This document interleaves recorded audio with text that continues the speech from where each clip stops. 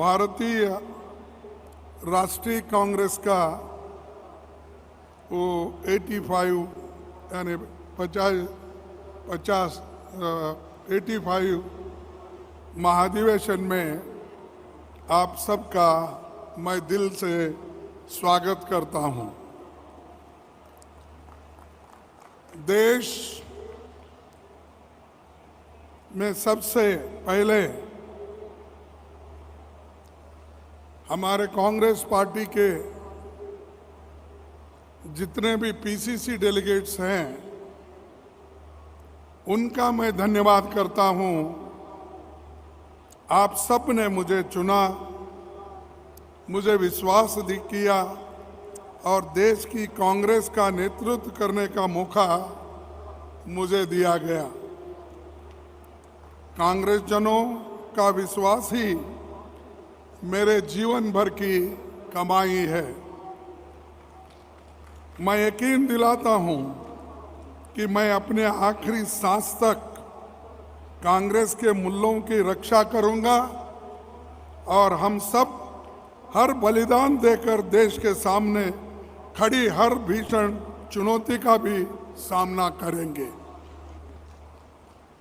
आप में से काफी साथी मेरे जीवन की राह से परिचित है। ये केवल कांग्रेस में ही संभव है कि एक साधारण व्यक्ति जो कभी ब्लॉक कांग्रेस कमेटी का अध्यक्ष हो, आज भारतीय राष्ट्रीय कांग्रेस का अध्यक्ष निर्वाचित हो गया। ये कांग्रेस के लिए और लोकतंत्र का सबसे बड़ा सबूत श्रीमती सोनिया गांधी जी, राहुल गांधी जी और मेरे पीसीसी डेलीगेट्स और हमारे वर्किंग कमेटी के सारे सदस्यों ने मुझे आशीर्वाद किया। तो इसीलिए ये आज मैं ब्लॉक कांग्रेस कमेटी से एआईसीसी अध्यक्ष बनने में मुझे एक मौका मिला। साथियों, मैं आज बेहद भावुक भी हूँ, क्यों कि मैं और आप सब उस गौरवशाली विरासत की नुमाइंदगी कर रहे हैं जिसको महात्मा गांधी, पंडित जवाहरलाल नेहरू जी, सुभाष चंद्र बोस, सरदार वल्लभ भाई पटेल, मौलाना अब्दुल कलाम आज़ाद, डॉक्टर राजेंद्र प्रसाद, सरोजिनी नायडू, इंदिरा जी, राजीव जी ने अपने त्याग, बलिदान और समर्पण से ये सींचा हुआ कांग्रेस पार्टी है। इसका मुझे विश्वास है कि उनका दिखाया हुआ मार्ग लगातार हम आगे बढ़ाते रहेंगे। मैं आज श्री राहुल गांधी जी को भी धन्यवाद देना चाहूँगा। ये प्रेम केवल कांग्रेस जनों की ओर से नहीं बल्कि भविष्य के करोड़ों उम्मीद लिए हर भारतवासियों से भी ये उम्मीद है। देश भर में चारों ओर फैले नफरत के माहौल के बीच तथा देशवासी की टूटती हुई उम्मीदों के बीच जब ऐसा लग रहा था कि अंधेरी की ताकतें कहीं सच पर हावी न हो, तो श्री राहुल गांधी जी ने रोशनी की उम्मीद की और संघर्ष की एक नया मशाल उन्होंने जला दी। भारत जोड़ो यात्रा देश की उम्मीदों के उगते सूरज की नई सुबह का नाम है, जिसकी रोशनी कन्याकुमारी से कश्मीर तक फैल गई और अब पूरे देश के हर कोने कोने में राहुल जी अपने असंभव को संभव कर दिखाया। आपने खुद कष्ट सहकर न आंधी की परवाह की, न बारिश की, न गर्मी की, न सर्दी की, न धूल की के बवंडर भी और न बर्फीले तूफान की। भारत का तिरंगा तामे करोड़ों लोग भारत जोड़ो यात्रा में आपके साथ चले भी और जुड़े भी। और हमने एक बार फिर ये साबित करके दिखाया कि भारत की आत्मा में कांग्रेस है। भारत की पीड़ा कांग्रेस जानती है और देशवासियों की तकलीफें देश जानती है। हमारा दिल तड़पता है और खासकर जो राहुल गांधी जी 3700 से ज़्यादा किलोमीटर चलकर राहुल जी अपने और कांग्रेस जनों के ये दिखा दिया बलिदान की परिपाटी का जज्बा और देश की मिट्टी की खुशबू हमारे लहू के हर कतरे में आपको मिलेगा। ये राहुल जी का काम है, इसीलिए मैं इस पर उनको धन्यवाद देता हूँ। वो इसी ढंग से हमको मार्गदर्शन करते रहे, जुड़ते रहे और सभी को युवाओं को जो प्रोत्साहन मिला है वो आगे भी वो दिखाई देगा। दूसरी बात, आप सबको मैं याद दिलाना चाहता हूं कि राष्ट्रपिता महात्मा गांधी आज के करीब 100 साल पहले 1924 में मेरे गृह राज्य कर्नाटक में बेलगांव महाधिवेशन में कांग्रेस के अध्यक्ष बने थे। गांधी जी ने आज़ादी के लिए गांव देहात से लेकर किसानों और मजदूरों को कांग्रेस के झंडे तले खड़ा किया, नई दिशा दी। बेलगाम में कांग्रेस का स्वरूप बदला और कांग्रेस संविधान में भी बड़ा बदलाव हुआ। गांधी जी ने कांग्रेस को भारत के किसानों, मजदूरों, गरीबों और वंचितों से जोड़ा। कांग्रेस की वर्किंग, डिसेंट्रलाइजेशन हुई और कई काम हुए। यहीं से कांग्रेस एक जन आंदोलन के रूप में जनता के सामने आई और पूरा देश कांग्रेस के साथ खड़ा हुआ। बेलगाम में ही पहली बार कांग्रेस ने छुआछूत और जातीय भेदभाव के खिलाफ संघर्ष को अपने एजेंडा में आधिकारिक रूप से शामिल किया। ये विचार आगे चलकर भी वंचित वर्गों के लिए समान अधिकारों के संवैधानिक गारंटी का आधार बना। इसीलिए मैं याद कर रहा हूँ महात्मा गांधी जी का, क्योंकि एक ही बार वो कांग्रेस प्रेसिडेंट बने, वो भी कर्नाटक से बने और वहाँ छुआछूत की एक रेजोल्यूशन पास करके सारे देश में उसका प्रचार करने का उन्होंने काम किया। इसीलिए उनको मैं इस वक्त याद करता हूँ। और 75 वर्ष में आज देश सबसे कठिन चुनौतियों से गुजर रहा है।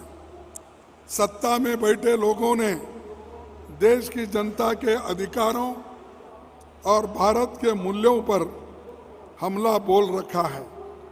इसीलिए आज एक नए आंदोलन के शुरुआत की जरूरत है।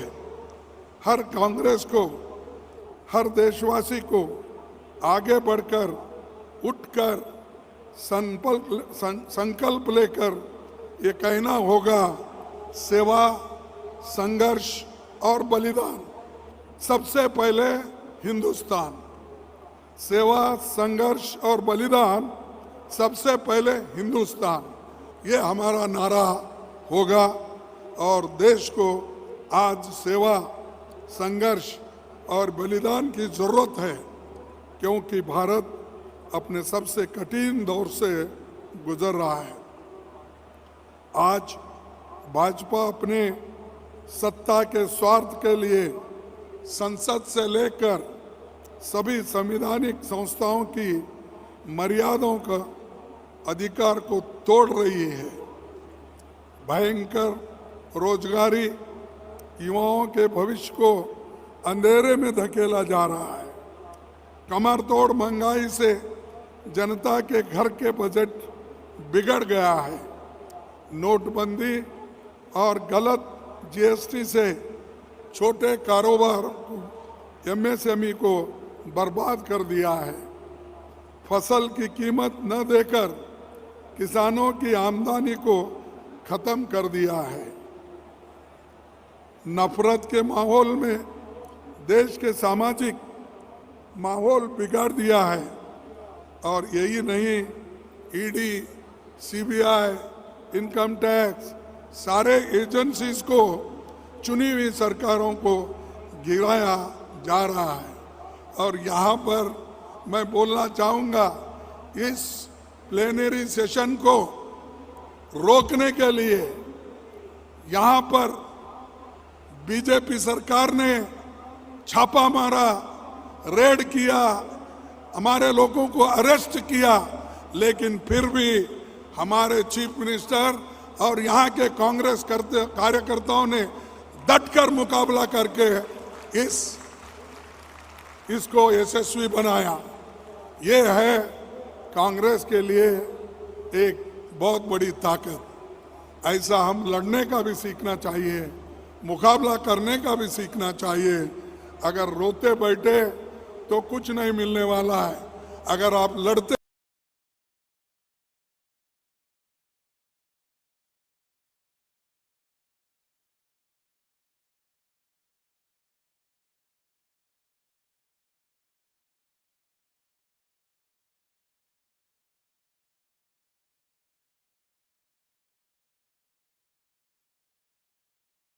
देश जोड़ने का आंदोलन चलाना है, यही कांग्रेस का कर्तव्य है। एक तरफ तोड़ने की संस्कृति, तो दूसरी तरफ आज की सरकार और उसके हुक्मरानों ने द्वारा बनाई जा रही अमीर और गरीब के बीच की गहरी खाई। ऐसा लगता है कि जैसे देश की सरकार की नज़र में दलितों, आदिवासियों, पिछड़ों, अल्पसंख्यकों, किसानों, वो नौकर पेशा और मध्यम वर्ग के लोगों के लिए कोई जगह इस बीजेपी सरकार में नहीं है। पहले तो नोटबंदी की ऐतिहासिक बेखूबी ने छोटे और लघु उद्योग पर तालाबंदी कर डाली और 2 करोड़ से अधिक लोगों का रोजगार चला गया। गलत तरीके से बनाई और उससे भी गलत तरीके से लागू की जीएसटी ने छोटे मोटे उद्योगों को और व्यापारियों का कामकाज चौपट कर दिया।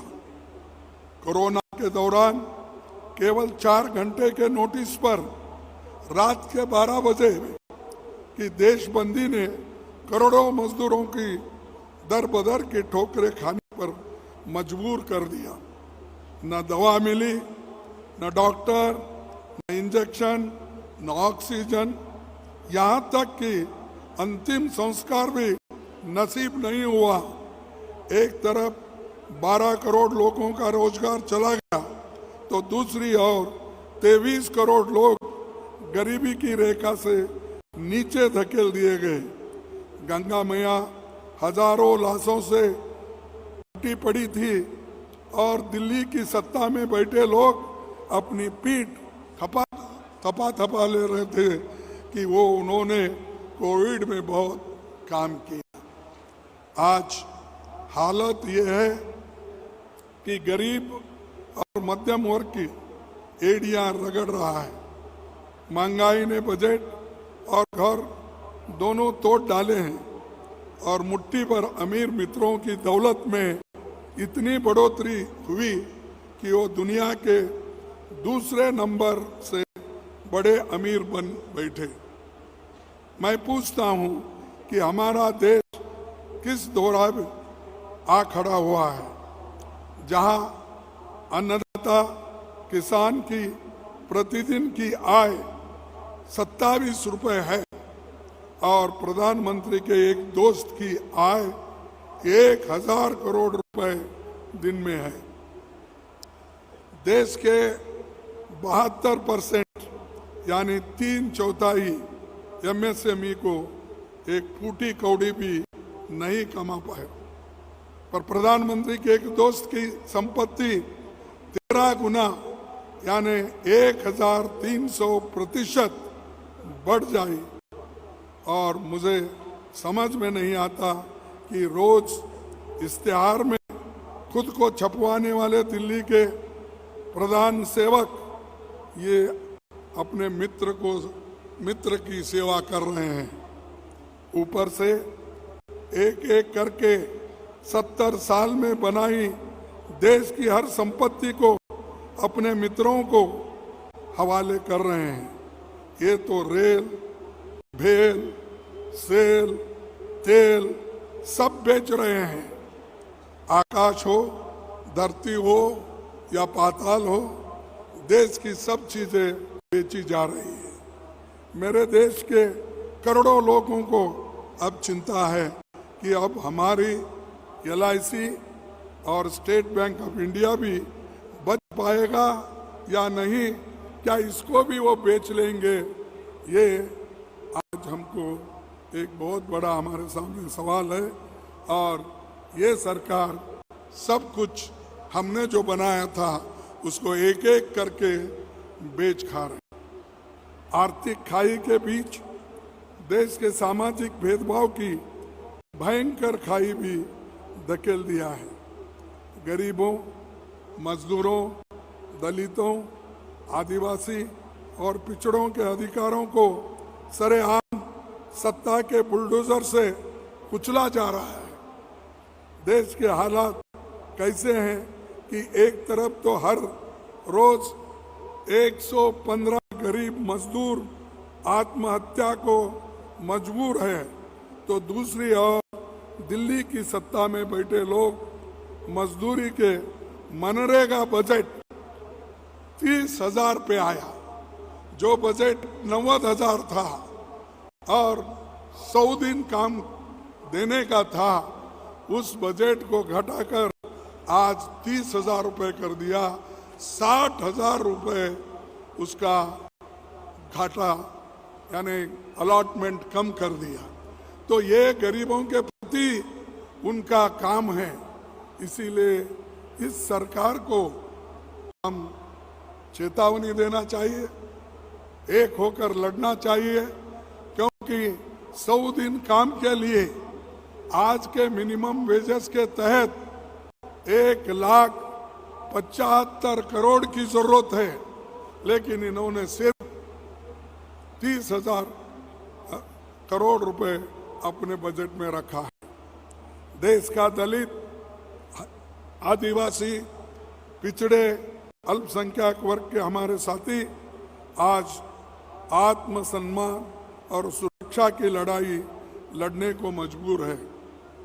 शायद इसीलिए बार बार हाथरस, उन्नाव, ऊना जैसी डरावनी घटनाएं हुक्मरानी की आत्मा को परेशान नहीं करती।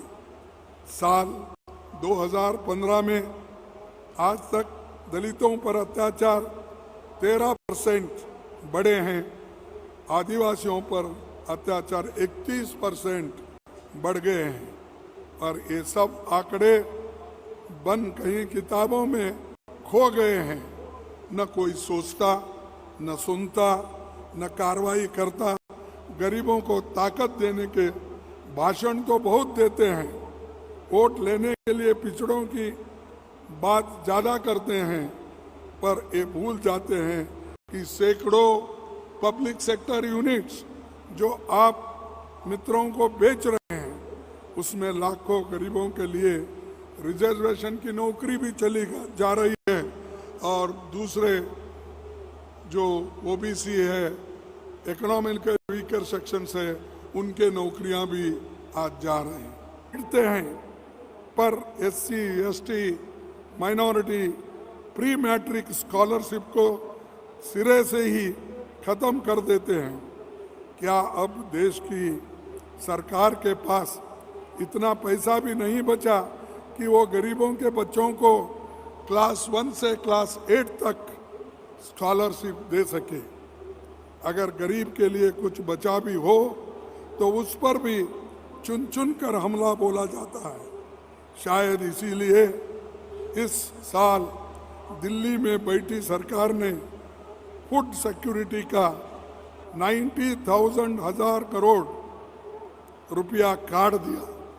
जो श्रीमती सोनिया गांधी जी, मनमोहन सिंह जी ने गरीब लोगों के लिए, उनके पेट भरने के लिए उन्होंने जो कानून बनाया, उसमें इन्होंने आज 90,000 करोड़ का कटौती इन्होंने किया है।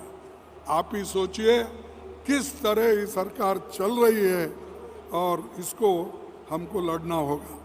मैं कई बार सोचता हूँ कि भाजपा की ये सरकार कितने गरीबों के मुंह से निवाला छीन लेंगे और इनके धन्ना सेठ मित्रों के पेट भर जाएंगे। मुझे ये कहने में कोई संकोच नहीं कि दिल्ली की सरकार में बैठे लोगों का डीएनए ही गरीब विरोधी है, ऐसा मुझे महसूस होता है। इनके डीएनए में गरीबों के खिलाफ काम करने का है, इसीलिए तो वो लोग ऐसा काम कर रहे हैं।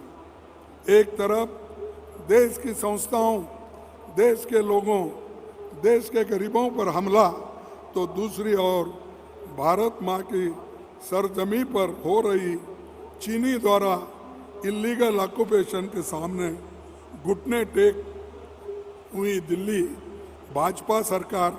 हमारी राजनीतिक मतभेद चाहे कितना भी हो, हम भारत की सुरक्षा को लेकर एक हैं। हम भारत की सेनाओं के साथ खड़े हैं, पर एक और हमारी सेनाओं की बहादुरी है और दूसरी ओर सरकार की विफलता है। वो बार बार यही कहते हैं कांग्रेस सेनाओं के खिलाफ है, देश के खिलाफ है। अरे देश के आज़ादी दिलाने के लिए, इस देश को बचाने के लिए हमने संविधान बनाया, उसकी सुरक्षा की और लोकतंत्र के लिए हम लड़ रहे हैं, और आप लोकतंत्र को खत्म करने की बात कर रहे हैं, देश के एकता को खत्म करने की बात कर रहे हैं, और चाइना उधर घुस गया है, कुछ नहीं हुआ, ये हमारे प्राइम मिनिस्टर बोल रहे हैं। उसी तरह फॉरेन मिनिस्टर भी बोल रहे हैं। वो तो यहाँ तक बोले उनको क्या दुख है, दर्द है, मुझे मालूम नहीं। उन्होंने पिछला रिकॉर्ड भी निकाला, मैं ऐसा किया, मेरे को ऐसा करे, मेरे बाप को ऐसा करे। अरे आप एक मंत्री हो एक पार्टी के, वो छोड़कर आपके निजी कारणों के लिए ये कह रहे हैं कि कांग्रेस सरकार ने ये की, मेरे पिताजी को प्रमोशन नहीं दिया या मेरे पिताजी को वहाँ से ये बातें हैं। सरकार ये बातें नहीं कर सकती। आप सरकार में हो, लेकिन वो लोग हर चीज को एक नया रंग देते हैं। मैं एक सीधा सवाल पूछता हूँ, चीन ने अप्रैल 2020 से आज तक हमारी सरजमी पर जबरन कब्जा किया। प्रधानमंत्री ने चीन को क्लीन चिट क्यों दी? प्रधानमंत्री तो कहते कि कोई घुसा ही नहीं, तो उनके विदेश मंत्री कहते हैं कि हम चीन से लड़ नहीं सकते क्योंकि वह हमसे बड़ी अर्थव्यवस्था है। मैं फिर एक बार पढ़ता हूँ कि प्रधानमंत्री तो कहते हैं कि कोई घुसा नहीं, तो उनके विदेश मंत्री कहते हैं कि हम चीन से लड़ नहीं सकते क्योंकि वह हमसे बड़ी अर्थव्यवस्था है। तो ये तो आपकी नाकामयाबी है। और आप एक तरफ करते कोई घुसा नहीं, उसको घुसने नहीं देंगे। अरे वो तो घुस के पुल बना रहा, रोड बना रहा, घर बना रहा, लेकिन आप उधर देख रहे नहीं। और दूसरी तरफ ये 56 इंच की सीना तभी माना जाएगा जब आप भाजपा सरकार चीन से हमारी जमीन छुड़वाकर अप्रैल 2020 की स्थिति अगर कायम करेंगे तब भी हम समझेंगे आपकी 56 इंच छाती बराबर है, नहीं तो घट गई समझेंगे। देश के सामने इन सब चुनौतियों से केवल कांग्रेस लड़ सकती है। 2023 में, 2024 में हमारा एजेंडा साफ है। हम देश के मुद्दों पर संघर्ष भी करेंगे, कुर्बानी भी देंगे और इसे बचकर सबल और संपन्न राज्य की स्थापना करने के लिए हम पूरी कोशिश करेंगे। 2004 से 2014 के बीच यूपीए गठबंधन ने समान विचारधारा वाले कई दल हमारे साथ आए थे। डॉक्टर मनमोहन सिंह जी के नेतृत्व में और श्रीमती सोनिया गांधी जी के उनका सहकार से इस 10 साल तक एक बेहद कामयाब सरकार जो कॉमन मिनिमम प्रोग्राम को सामने रखकर चलती थी, आज उसी गठबंधन को और मजबूती देने की जरूरत है।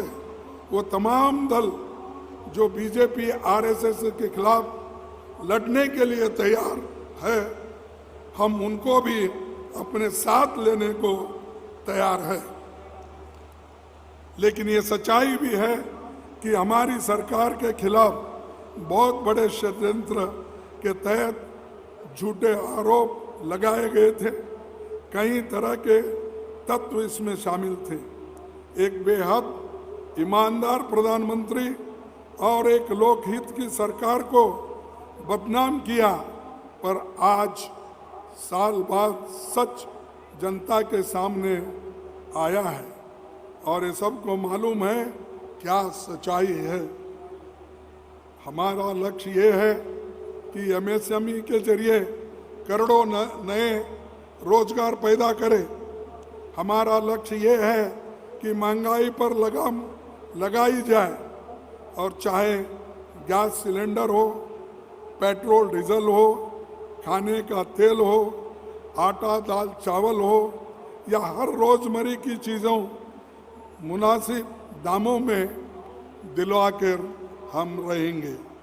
हमारा लक्ष्य ये है कि गरीब और अमीर के बीच जो खाई का काम चल रहा है, मजबूर और पास हमारे मजदूर के पास काम नहीं, गरीबों को सम्मान हो, सामाजिक न्याय सरकार का धर्म हो और रोटी रोजी का मौका सबको मिल पाए।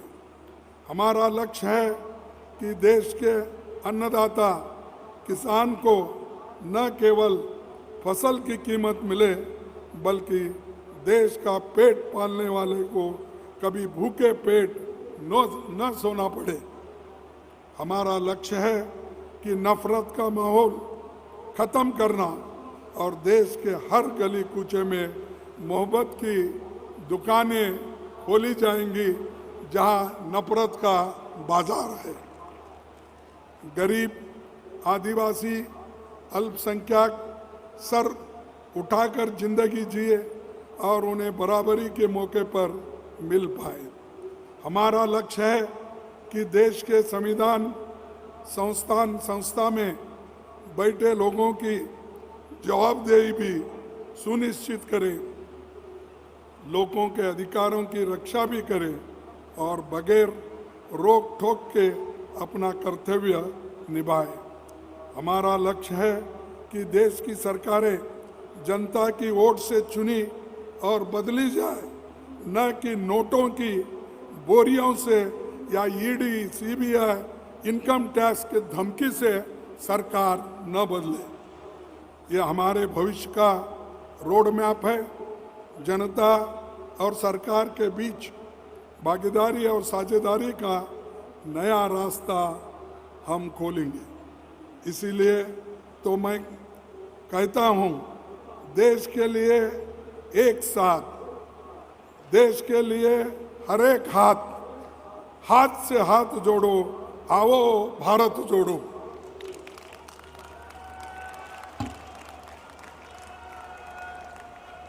हिंदी के एक बड़े कवि द्विवेदी ने कहा, एक कविता की चंद लाइनें से मैं अपनी बात समाप्त करता हूं और एक बात जो कहूंगा जो हमने पार्लियामेंट में कही थी उसका भी बाद में मैं जिक्र करूंगा। लहरों से डरकर नौका पार नहीं होती, लहरों से डरकर नौका पार नहीं होती, कोशिश करने वालों की हार नहीं होती। डुबकिया सिंधु में गोलाखोर लगाता है, जाकर खाली हाथ लौट कर आता है, जाकर खाली हाथ लौट कर आता है। मिलते नहीं सहज ही मोती गहरे पानी में, मिलते नहीं सहज ही मोती गहरे पानी में, बढ़ता दुगना उत्साह इसी हैरानी में। मुट्ठी उसकी खाली हर बार नहीं होती, मुट्ठी उसकी खाली हर बार नहीं होती, कोशिश करने वालों की कभी हार नहीं होती। तो दोस्तों, हम तो कोशिश करते रहेंगे, लड़ते रहेंगे, लेकिन मुझे एक बात आपके सामने रखना है, जिसको मेरी एक छोटी सी शायरी थी, वो मैं राज्यसभा में अपने भाषण में कहा था, तो उन्होंने उसको अनपार्लियामेंट्री कर दिया।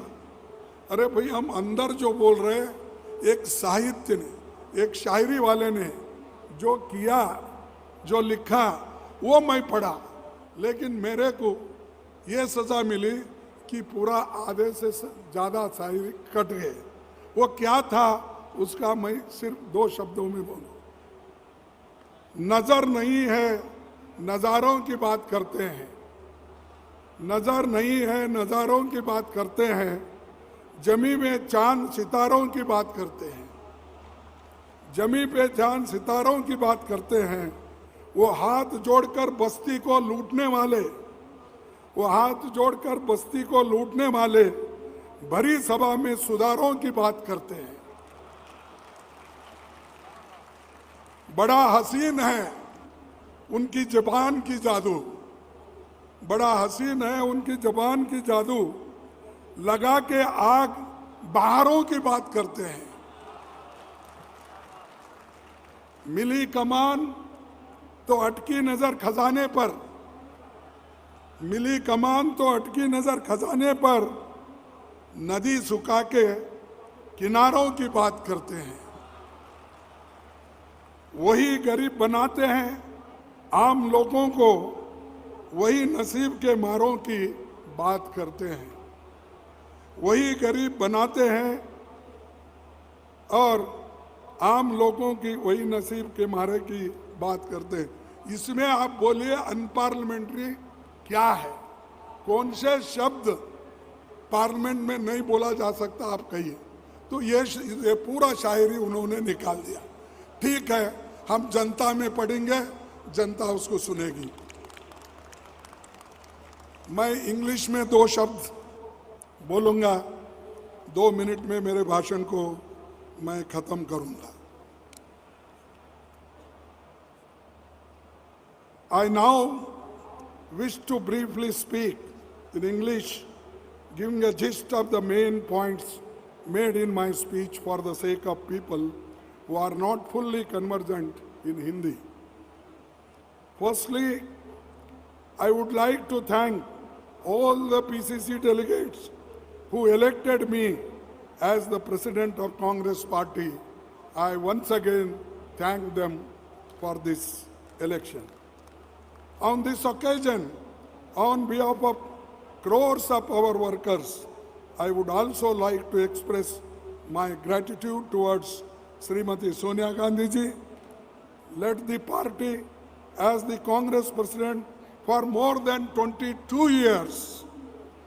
I would also congratulate former President Sri Rahul Gandhi ji, took it upon himself to unite the country through his historical Bharat Jodo Yatra.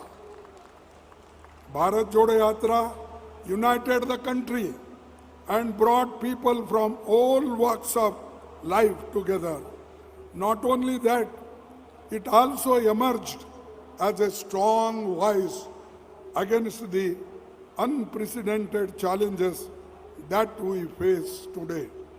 Such challenges include continuing assault on the constitutional values and democracy and social fabric of our country. Issues of national security on the border with China, the prevailing atmosphere of hatred and fear, all-time high inflation, record unemployment, and increasing economic inequality. In the prevailing difficult circumstances, Indian National Congress is the only party in the country that can provide capable and decisive leadership to the country. From 2014, our alliance with like-minded parties served the people of the country effectively, and we once again look forward forging a viable alternative by aligning with like-minded parties to defeat the anti-people, undemocratic BJP government. We are ready to strive for the welfare of the people of our country, and whatever sacrifices that is required. Our goal for upcoming state elections and central election 2024 Lok Sabha is clear. Our aim is to generate employment for crores of people through MSMEs. Our aim is to control the inflation and rising prices of essential commodities. Our aim is to bridge the huge gap between the rich and poor. Our aim is to ensure that farmers of the country get a fair price for their produce. Our aim is to rid the prevailing atmosphere, hatred and fear, and spread harmony amongst the people. Our aim is to ensure that betterment of the lives of the poor, tribals, minorities, and other neglected sections and marginalized sections of the society. Our aim is to ensure that the fundamental rights of people are secured and that the institutions hold people in power accountable to the people of the country. Our aim is to stop the use of money power, muscle power, and the increasing trend of misuse of central agencies like CBI, ED, etc. in toppling democratically elected government. This is the Congress Party's vision of Bhagidari and Sajedari, that is participation and partnership all in the country's development. I call upon all the delegates to actively participate in the discussion on issues concerning themes including political, economic affairs, international affairs, social justice, agriculture and farmers' welfare, youth education and employment. This should ensure that a clear and inspiring message is sent out to the people of our country. With this, I end my speech and I thank you, all of you, for coming. Once again, I also thank you, the host government, and I once again thank you, all the people who cooperated with this plenary session. Jai Hind, Jai Congress.